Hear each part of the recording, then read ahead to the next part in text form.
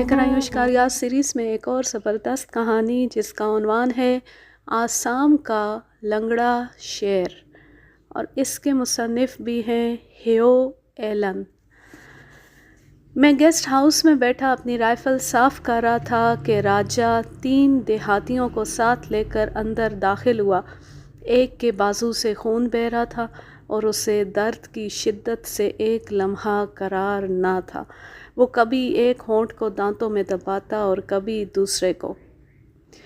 دوسرے دونوں کسان انتہائی گھبرائے ہوئے نظر آتے تھے۔ ان کے جسم پر کپکپی طاری تھی، چہرے زرد تھے جیسے جسم میں خون کی ایک بوند بھی نہ ہو۔ یہ دیکھ کر میں سکتے میں آ گیا۔ راجے نے ہکلاتے ہوئے بتایا کہ آدم خور شیر نے 20-25 منٹ پہلے ان کسانوں پر حملہ کیا۔ وہ تو خیر ہوئی کہ عین وقت پر ایک چیتا ادھر آ نکلا اور شیر سے الجھ پڑا، ورنہ ان میں سے ایک بھی نہ بچتا۔ مجھے یہاں آئے ہوئے 2 دن ہی ہوئے تھے۔ حکومت آسام کی طرف سے مجھے اس آدم خور کو موت کے گھاٹ اتارنے پر مامور کیا گیا تھا۔ راجہ گیسٹ ہاؤس کا محافظ، باورچی اور خانسامہ تھا۔ وہ ہکلاتا تھا اور بعض اوقات ایک جملے کو 1 منٹ میں ادا کرتا تھا۔ جو ہی اس نے شیر اور چیتے کا ذکر کیا، میں بے قرار ہو گیا۔ میں جلد سے جلد تمام واقعات سننا چاہتا تھا۔ میں خطرے کو بہت ہی قریب محسوس کر رہا تھا۔ حکومت آسام کی اطلاع کے مطابق یہ آدم خور 50 سے زائد انسانوں کو ہضم کر چکا تھا۔ بجلی کی طرح میرے ذہن میں یہ خیال آیا کہ کہیں شیر اور چیتا گیسٹ ہاؤس کے بالکل قریب ہی نہ آ گئے ہوں۔ سوچ کا یہ لمحہ مجھے بے جان بنا گیا، لیکن دوسرے ہی لمحے میں نے اپنی قوت فکر کو مجتمع کیا اور فوری طور پر قدم اٹھانے کے لیے پروگرام بنانے لگا۔ میں نے راجے کو خاموش رہنے کا اشارہ کیا۔ میں چاہتا تھا کہ کسانوں کی زبان ہی سے ان کی آپ بیتی سنوں۔ اتنے میں فضا خوفناک آواز سے تھرا گئی۔ تینوں کسان سمٹ کر ایک کونے میں دبک گئے۔ راجہ اور زیادہ ہکلانے لگا۔ میں نے فوراً رائفل اٹھائی اور شیر کی دوسری گرج کا انتظار کرنے لگا۔ کئی منٹ گزر گئے۔ فضا میں دوبارہ ارتعاش پیدا نہ ہوا۔ میں چاہتا تو فوراً شیر کا تعاقب کر سکتا تھا، لیکن ان حالات میں انتہائی خوفناک شیر سے مقابلہ بے انتہا خطرناک ہو سکتا تھا۔ کسانوں نے بتایا کہ وہ اپنے کھیتوں میں کام کر رہے تھے کہ اچانک اونچے اونچے پودوں میں سرسراہٹ ہوئی۔ شیر آہستہ آہستہ غراتا ہوا ان کی طرف بڑھ رہا تھا۔ انہوں نے شیر کی خون آشام آنکھیں دیکھ لی تھیں اور ان پر اتنا خوف طاری ہو گیا کہ وہ بت بن گئے۔ شیر نے جھرجھری لی اور پھر لپک کر بینو کے بازو کو چبا لیا۔ بینو نے چیخ ماری اور اس کے ساتھ ہی ایک چیتا انہی پودوں کے درمیان سے نمودار ہوا اور شیر پر ٹوٹ پڑا۔ شیر نے بینو کو چھوڑ دیا اور اپنے حریف سے مقابلے کے لیے تن گیا۔ چیتے کا یہ حملہ ہمارے لیے باعث رحمت ثابت ہوا اور ہم بھاگ کھڑے ہوئے۔ بینو کی حالت نازک ہوتی جا رہی تھی۔ اس کے بازو سے بہت خون بہہ چکا تھا۔ میرے پاس ابتدائی طبی امداد کا سامان موجود تھا۔ اس کے بازو پر سے پٹی کھولی۔ زخم بہت گہرا تھا، ہڈی ریزہ ریزہ ہو چکی تھی۔ زخم کو دھونا ناممکن تھا۔ میں نے دوا لگائی اور ایک صاف سی پٹی کس کر باندھ دی۔ میں چاہتا تھا کہ یہ دونوں کسان میرے پاس ہی ٹھہر جائیں تاکہ میں ان کی رہنمائی میں جائے وقوع دیکھ سکوں، لیکن بینو کی تکلیف اور بے چینی دیکھ کر مجھے یہ کہنے کی جرأت نہ ہوئی۔ وہ تینوں اپنے گاؤں کی طرف روانہ ہو گئے۔ چلتے وقت وہ مڑ مڑ کر میری طرف دیکھتے رہے۔ غالباً وہ مجھے اپنی حفاظت کے لیے ساتھ لے جانا چاہتے تھے۔ میں ان کے ساتھ ہو لیا۔ انہوں نے مجھ سے وعدہ کیا کہ وہ بینو کو گاؤں چھوڑ کر میرے ساتھ واپس آ جائیں گے۔ مجھے اس علاقے کا جو نقشہ دیا گیا تھا اس پر ان حصوں کی نشاندہی بھی کر دی گئی تھی جہاں شیروں اور چیتوں کی ان گنت کچھاریں ہیں۔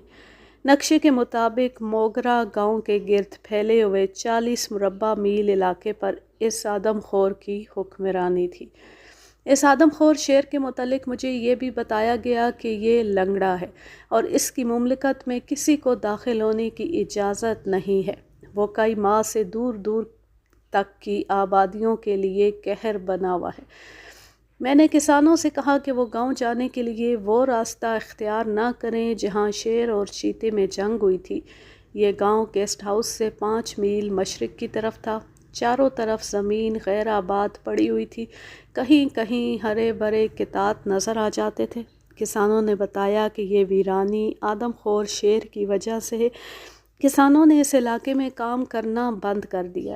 ہم آہستہ آہستہ قدم بڑھا رہے تھے۔ راشو اور جیو نے بینو کو سہارا دے رکھا تھا۔ ہم آدھے گھنٹے کے بعد ان کھیتوں میں پہنچ گئے جہاں چیتے نے شیر پر حملہ کیا تھا۔ یہاں پہنچ کر کسانوں کے قدم رک گئے۔ وہ ان پگڈنڈیوں پر چلنے سے گھبرا رہے تھے۔ ان کی یہ حالت دیکھ کر میں ان کے آگے آگے چلنے لگا۔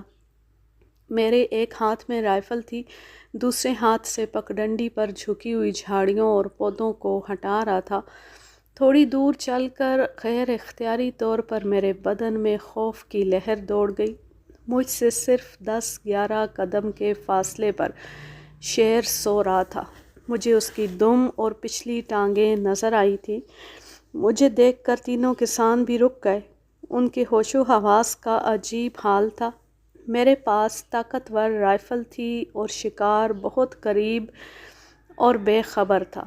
میں نے رائفل کی نالی سیدھی کی، لیکن اس سے پہلے کہ میں ٹریگر دباتا مجھے حکومت آسام کی یہ ہدایت یاد آ گئی کہ میں صرف لنگڑے شیر پر ہی گولی چلا سکتا ہوں، اور اس کا لنگڑا پن معلوم کرنے کے لیے شیر کو چلتے ہوئے دیکھنا بہت ضروری تھا۔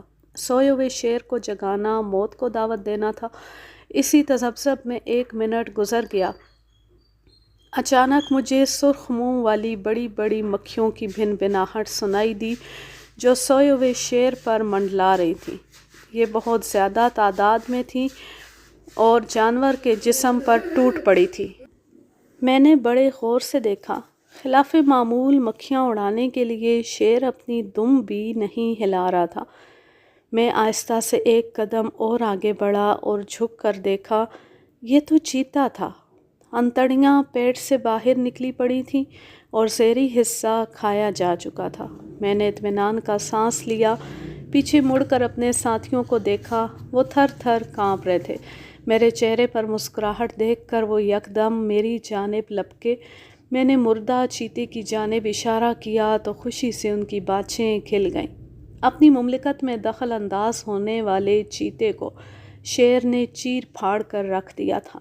شیر کی یہ عادت ہے کہ وہ شکار کھانے کے بعد دیر تک آرام کرتا ہے اور پھر دوسری بار شکار کو کھانے آتا ہے۔ چونکہ چیتے کا شکار صرف 1 گھنٹہ پہلے ہوا تھا، اس لیے مجھے خیال آیا کہ آدم خور کہیں قریب ہی آرام کر رہا ہوگا۔ مجھے یہ بھی احساس تھا کہ پیٹ بھرنے کے بعد شیر بہت کم حملہ کرتا ہے، اور اگر اس سے آنکھ ملائے بغیر سفر جاری رکھا جائے تو وہ مزاحم نہیں ہوتا۔ تاہم ہم احتیاط سے پھونک پھونک کر قدم رکھ رہے تھے۔ رائفل چلانے کے لیے ایک خاص فاصلے کی ضرورت ہوتی ہے۔ اگر حملہ بہت ہی قریب سے ہو تو رائفل کارآمد ثابت نہیں ہوتی۔ سپہر کے 4 بجے تھے۔ سورج کی تمازت میں کمی آ گئی تھی اور ہوا میں خنکی بڑھتی جا رہی تھی۔ ہم موگرا گاؤں کے بالکل قریب تھے۔ اچانک رونے پیٹنے کی آوازیں سنائی دی۔ گاؤں کے باہر بہت بڑا ہجوم کھڑا تھا۔ ہر ایک کے ہاتھ میں 1 آدھ ہتھیار تھا، کلہاڑیاں اور بندوقیں۔ میں نے سمجھا بینو کے زخمی ہونے کی اطلاع گاؤں میں پہنچ گئی ہے اور اس کے اہل و عیال واویلا کر رہے ہیں۔ لیکن جو ہی ہم ہجوم کے پاس پہنچے تو ایک اور دل فگار تصویر سامنے آئی۔ 14 سال کا ایک خوبصورت لڑکا مرا پڑا تھا اور باپ کی آنکھیں پتھرائی ہوئی تھیں اور وہ بت بنا خاموش کھڑا تھا۔ مائیں بہنیں غم کی تاب نہ لا کر چیخیں بلند کر رہی تھیں۔ گاؤں والوں نے بتایا کہ چند منٹ پہلے لڑکے اس جگہ کھیل رہے تھے اور کسی کو بھی یہ خیال نہیں تھا کہ آدم خور نزدیک ہی ہے۔ اچانک وہ گرجا اور بجلی کی سی تیزی سے جست لگا کر اس لڑکے کو دبوچ لیا۔ لڑکوں کا شور اور شیر کی دھاڑ سنتی گاؤں والے مسلح ہو کر باہر نکلے اور انہوں نے شور و غوغا کر کے شیر کو بھاگنے پر مجبور کر دیا، لیکن اس وقت تک وہ لڑکا شیرا دم توڑ چکا تھا۔ ایک ایک لمحہ قیمتی تھا۔ میں نے فوراً ہی شیر کا تعاقب کرنے کا فیصلہ کر لیا، لیکن دقت یہ پیدا ہوئی کہ راشو اور اس کے بھائی نے میرے ساتھ چلنے سے انکار کر دیا۔ دوسرے گاؤں والے بھی ساتھ دینے پر آمادہ نہیں تھے اور میرا تنہا تعاقب کرنا خطرے سے خالی نہیں تھا۔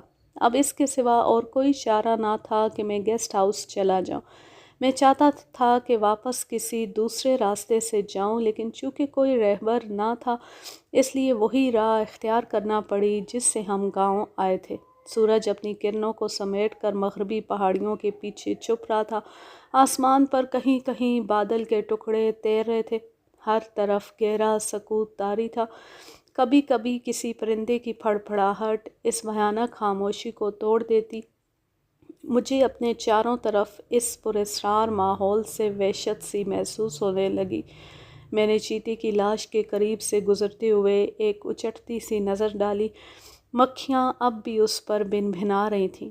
شیر بچے ہوئے شکار کو دوبارہ کھانے کے لیے نہیں آیا تھا۔ یکا یک ایک انجانے خوف سے میرے قدم تیز ہو گئے۔ رائفل پر میرے ہاتھ کی گرفت مضبوط ہوتی جا رہی تھی۔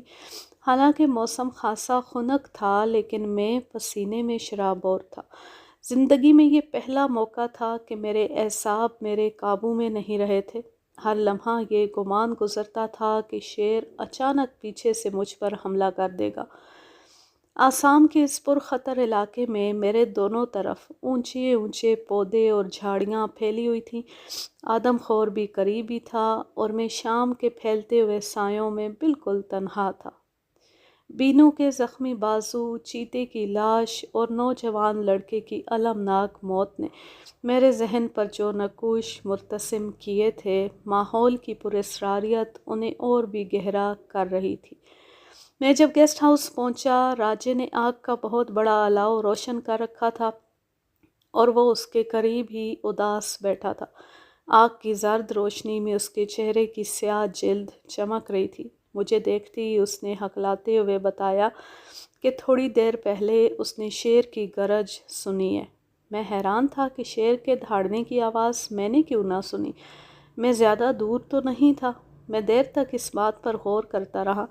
میں کھانا کھانے کے بعد کرسی پر نیم دراز ہو گیا۔ میں نے راجے سے شیر کے متعلق مزید معلومات حاصل کرنے کے لیے پوچھا، تم نے کبھی اس لنگڑے شیر کو دیکھا ہے؟ میرے اس سوال پر اس کا زرد چہرہ اور بھیانک ہو گیا۔ نفرت اور حقارت کی پرچھائیاں پھیلنے لگیں۔ اس نے تقریباً کانپتے ہوئے جواب دیا، صاحب آپ یہ کیا پوچھ رہے ہیں؟ آپ تو مجھے بد دعا دے رہے ہیں۔ خدا نہ کرے کہ میں اس شیر کی شکل دیکھوں۔ وہ شیر نہیں، وہ تو بھوت ہے جو شکلیں بدل بدل کر سامنے آتا ہے۔ اگر اس نے مجھے دیکھ لیا تو معلوم نہیں میری شکل و صورت میں کیا تبدیلی آ جائے گی۔ راجے کے اس جواب پر میں بہت بھنایا۔ کتنے بزدل ہیں یہ لوگ! مجھے کیا پڑی ہے کہ میں ان بزدلوں کے لیے تنہا شیر کا تعاقب اور مقابلہ کروں؟ بھاڑ میں جائیں یہ سب۔ جب سے آیا ہوں کسی نے آ کر شکل نہیں دکھائی، کوئی میرے ساتھ چلنے کے لیے تیار نہیں۔ میں کل ہی واپس چلا جاؤں گا۔ میں یہ سوچ ہی رہا تھا کہ مجھے نوجوان لڑکے کا معصوم چہرہ یاد آ گیا۔ میں تڑپ اٹھا اور فیصلہ کیا کہ اس موذی آدم خور کو ختم کر کے ہی واپس جاؤں گا۔ راجے کو ہدایت کی کہ وہ صبح سویرے بیدار ہو کر ناشتہ جلد تیار کر رکھے۔ میں منہ اندھیرے نکل جانا چاہتا ہوں۔ راجے نے نور کے تڑکے مجھے بیدار کر دیا۔ وہ میز پر چائے اور سینڈوچ لگا چکا تھا۔ میں نے اس سے پوچھا کہ رات تو اس نے شیر کی گرج نہیں سنی۔ اس نے ہکلاتے ہوئے جواب دیا کہ وہ رات بھر جاگتا رہا ہے اور اسے بہت دور سے آدم خور کی دھاڑ سنائی دیتی رہی ہے۔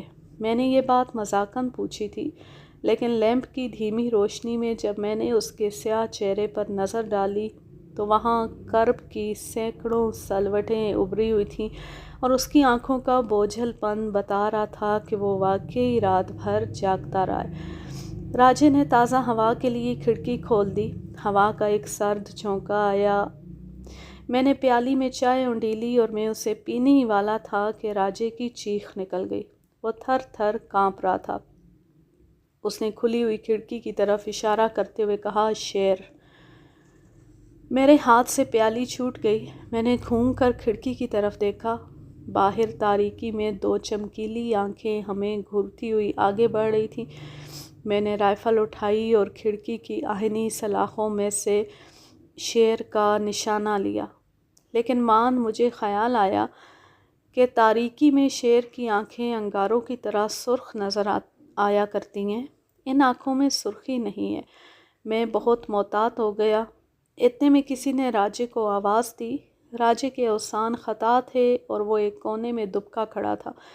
میں نے آواز دینے والے سے کہا کہ وہ اندر چلا آئے۔ ایک دبلا پتلا نوعمر لڑکا اندر داخل ہوا۔ اسے دیکھتی ہی راجہ اس سے لپٹ گیا۔ یہ محکمہ شکار کا ملازم فریری تھا جو مچان کے لیے ایک بیل لایا تھا۔ کھڑکی کے باہر چمکنے والی آنکھیں اسی بیل کی تھیں۔ یہ پہلا شخص تھا جسے حکومت نے بھیجا تھا۔ جب اسے معلوم ہوا کہ راجہ اندھیرے میں بیل کو شیر سمجھ بیٹھا تھا تو وہ خوب زور زور سے ہنسا۔ میں نے اس کو کہا کہ وہ شیر کے شکار میں مجھ سے تعاون کرے۔ یہ سنتی اس کے کہکے رک گئے اور چہرے سے وحشت ٹپکنے لگی۔ وہ خاموشی سے باہر چلا گیا۔ فریری کے اس طرح چلے جانے سے مجھے خیال آیا کہ کہیں راجہ بھی میرا ساتھ نہ چھوڑ دے۔ میرا احساس غلط ثابت ہوا۔ وہ اپنی کلہاڑی اٹھا کر میرے ساتھ چلنے کو تیار ہو گیا۔ چلتے وقت میں نے اپنی رائفل راجے کو تھما دی۔ میں اس کا رد عمل دیکھنا چاہتا تھا۔ آدم خور شمال مشرقی حصوں میں رہتا تھا اور زیادہ تر انہی علاقوں کے لوگ اس کا شکار بنتے تھے۔ دوسری سمتوں میں وہ کبھی کبھار جا نکلتا تھا۔ مشرق میں 7 میل پر ایک چھوٹی سی ندی بہتی تھی جس سے شیر اپنی پیاس بجھاتا تھا۔ میں نے ندی کے قریب مچان باندھنے کا فیصلہ کیا۔ راجے نے رائفل اپنے کندھے پر لٹکا رکھی تھی اور وہ اکڑ اکڑ کر چل رہا تھا۔ یہ پہلا موقع تھا کہ میں نے اسے خود اعتمادی سے چلتے ہوئے دیکھا۔ مجھے بے اختیار ہنسی آ گئی۔ بیچارے راجے کو کیا معلوم کہ جس رائفل کو لٹکائے وہ فخر سے چل رہا ہے، وہ کارتوس سے خالی ہے۔ کارتوس تو سب میری جیب میں تھے۔ میں بندوق اور رائفل کے معاملے میں بہت محتاط واقع ہوا ہوں۔ جب میں اپنی رائفل کسی دوسرے کو دیتا ہوں تو کارتوس نکال لیتا ہوں۔ ہم 3 میل کا فاصلہ طے کر چکے تھے۔ راستے میں بہت سے نشیب و فراز تھے۔ کبھی ایسا بھی ہوتا کہ چلتے چلتے پس منظر آنکھوں سے بالکل اوجھل ہو جاتا۔ عام شیر ہوتا تو یہ راستہ زیادہ خطرناک نہ تھا۔ آدم خور شیر دن اور رات کی حد بندیوں سے آزاد تھا۔ جب چاہتا حملہ کر دیتا۔ ایسی صورت میں یہ نشیب و فراز خطرات سے پر تھے۔ نازک حالات کے پیش نظر میں نے راجے سے رائفل لے لی۔ اس کا چہرہ اتر گیا۔ وہ ایک بار پھر خود کو غیر محفوظ سمجھنے لگا۔ میں نے اسے تسلی دی کہ یہ رائفل تمہاری پوری حفاظت کرے گی۔ دوپہر ہو گئی۔ ہم خاموشی سے آگے بڑھ رہے تھے۔ اب ہم ندی کے قریب پہنچ گئے تھے اور میری شکاری زندگی کا ایک نیا دور شروع ہونے والا تھا۔ ندی کے نزدیک پیپل کا ایک بہت بڑا درخت تھا۔ اس کی شاخیں مضبوط اور دور تک پھیلی ہوئی تھیں۔ میں نے اسی درخت پر رات بسر کرنے کا فیصلہ کیا اور راجے سے کہا کہ وہ واپس چلا جائے۔ راجہ بوجھل قدموں کے ساتھ لوٹ گیا۔ پیپل کا تنا 20-25 فٹ سیدھا اوپر چلا گیا تھا۔ اس پر چڑھنے کے لیے سخت مشقت کرنی پڑی۔ اس بات سے حیرت ہوئی کہ درخت پر پہلے ہی سے مچان بندھی ہوئی ہے۔ یہ دیکھ کر حیرت میں اور بھی اضافہ ہوا کہ مچان باندھنے میں ایک رسی بھی استعمال نہیں کی گئی۔ ٹہنیوں کو ایک دوسرے میں پھنسا کر جگہ بنائی گئی تھی اور اس پر پیپل کے سینکڑوں خشک پتے بچھے ہوئے تھے۔ میں مچان پر بیٹھ کر گرد و پیش کا جائزہ لینے لگا۔ رات ڈھل رہی تھی اور تاریکی گہری ہوتی جا رہی تھی۔ میں 2-4 بسکٹ کھانے کے بعد لیٹ گیا۔ رائفل میرے پہلو میں تھی۔ سارے دن کا تھکا ہارا لیٹتے ہی سو گیا۔ رات کے کسی حصے میں اچانک درخت ہلنے لگا، جیسے زلزلہ آ گیا ہو۔ میں ہڑبڑا کر اٹھ بیٹھا۔ مچان کانپ رہی تھی، یوں لگتا تھا اب گرا کہ اب گرا۔ سنبھلنے کی کوشش کی مگر درخت اور تیزی سے ڈولنے لگا۔ سخت پریشان تھا، کچھ سمجھ میں نہیں آ رہا تھا۔ اچانک مجھے فضا میں ایک عجیب سی بو محسوس ہوئی، پھر تیز تیز سانس لینے کی آواز آنے لگی۔ میری نظر درخت کے تنے پر پڑی، ایک بہت بڑا ریچھ اوپر چڑھ رہا تھا۔ اف خدایا، میری تو جان ہی نکل گئی۔ اب معلوم ہوا کہ میں جس مچان پر بیٹھا تھا وہ اس ریچھ کے سونے کی جگہ تھی۔ جنگلوں میں ریچھ عموماً اونچے درختوں پر آرام کرنے کی جگہ بنا لیتا ہے۔ میں نے ہوش و حواس قائم رکھے اور ریچھ کے سر کا نشانہ باندھ کر گولی چلا دی۔ خاموش جنگل تھرا اٹھا، ہزاروں پرندے گھونسلوں سے نکل کر فضا میں چکر لگانے لگے۔ ریچھ گولی کھاتی دھڑام سے نیچے گرا۔ اس سے پہلے کہ میں دوسرا فائر کرتا وہ تڑپ تڑپ کر ٹھنڈا ہو گیا۔ باقی رات آنکھوں میں کٹی۔ اس رات شیر ندی پر پانی پینے آیا اور نہ اس کی گرج سنائی دی۔ سپیدہ سحر نمودار ہو رہا تھا، درخت سے نیچے اترنے ہی والا تھا کہ مجھے دور سے لوگوں کے بولنے اور چلنے کی آوازیں سنائی دیں۔ آوازوں کی سمت میں نے دوربین سے دیکھا۔ راجہ بہت سے لوگوں کے ساتھ میری طرف آ رہا تھا۔ وہ آگے آگے اکڑ کر چل رہا تھا۔ لوگوں کے ہاتھوں میں لاٹھیاں، بانس اور رسیاں تھیں۔ جو ہی وہ سب پیپل کے نیچے پہنچے، مردہ ریچھ کو دیکھ کر کچھ دیر کے لیے ٹھٹکے۔ میں درخت سے نیچے اتر آیا۔ راجے اور گاؤں والوں نے رات رائفل چلنے کی آواز سنی تھی اور انہیں یقین ہو گیا تھا کہ آدم خور موت کے گھاٹ اتر چکا ہے۔ وہ شیر کی لاش دیکھنے کے لیے آئے تھے۔ انہیں سخت مایوسی ہوئی۔ میں اور راجہ گیسٹ ہاؤس پہنچے۔ لوگوں کا ایک ہجوم ہمارا انتظار کر رہا تھا۔ ہر شخص کے چہرے پر خوف مسلط تھا۔ ان میں سے ایک بوڑھے نے اشک بار آنکھوں سے بتایا کہ آج صبح سویرے شیر نے گاؤں سے باہر اس کی بہو کو اٹھا لیا ہے۔ یہ لوگ گرینی گاؤں سے آئے تھے جو موگرا کے مغرب میں 3 میل دور تھا۔ بوڑھے کا جوان سال بیٹا کلکتے کی ایک جوٹ مل میں کام کرتا تھا اور اس کی بیوی تہوار منانے سسرال آئی تھی۔ ان کی شادی کو 1 سال ہوا تھا اور 2 مہینے بعد وہ ماں بننے والی تھی۔ بوڑھے کے عقیدے کے مطابق پہلوٹھی کے بچے کی ماں بننے والی عورت کو نہ سانپ ڈس سکتا ہے اور نہ کوئی درندہ اسے اپنا لقمہ بنا سکتا ہے۔ اس کا خیال تھا کہ شیر نے تھوڑی دور جا کر اس کی بہو کو جھنجھوڑنے کے بعد زندہ چھوڑ دیا ہوگا۔ میں فوراً ہی ان کے ساتھ چلنے کے لیے تیار ہو گیا۔ جہاں بوڑھے کی بہو پر شیر نے حملہ کیا تھا وہاں تازہ خون بڑی مقدار میں جمع ہوا تھا اور دور تک خون کی بوندیں ٹپکتی چلی گئی تھیں۔ پاؤں کے نشانات ظاہر کرتے تھے کہ شیر زیادہ تر 3 ٹانگوں کے سہارے چلتا رہا ہے۔ میں سب سے آگے تھا۔ میرے پیچھے پاربو کا سسر اور اس کے پیچھے گاؤں کے دوسرے لوگ تھے۔ ہم نہایت خاموشی سے نشانات کے ساتھ ساتھ چل رہے تھے۔ آدھے میل کے بعد یکا یک خون کے نشان مدھم پڑ گئے اور نصف فرلانگ کے بعد بالکل ہی ناپید ہو گئے۔ تاہم شیر کے پنجوں کے نشان مشرقی جھاڑیوں کی طرف مڑ گئے تھے۔ شیر عموماً اپنے شکار کو کسی محفوظ مقام پر اٹھا کر لے جاتا ہے اور پیٹ بھرنے کے بعد باقی حصہ وہیں چھوڑ جاتا ہے۔ ہم پاربو کی لاش جھاڑیوں میں تلاش کرنے لگے۔ بوڑھا ہم سے نڈھال تھا، اسے ضبط کا یارہ نہ رہا اور زور سے پاربو کو پکارنے لگا۔ سمجھا بجھا کر اسے بڑی مشکل سے خاموش کیا۔